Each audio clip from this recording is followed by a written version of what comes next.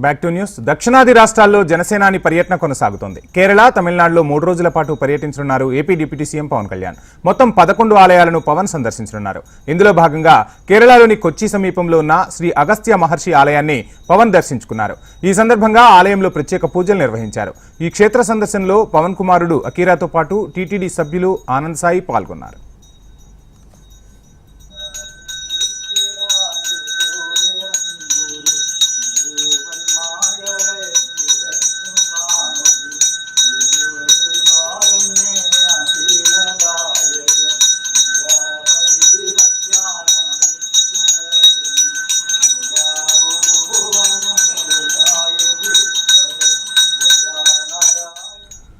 దక్షిణాది ఆలయాల సందర్శనలో భాగంగా కేరళ, తమిళనాడులోని పలు పుణ్యక్షేత్రాలను ఆంధ్రప్రదేశ్ డిప్యూటీ సీఎం పవన్ కళ్యాణ్ దర్శించుకున్నారు.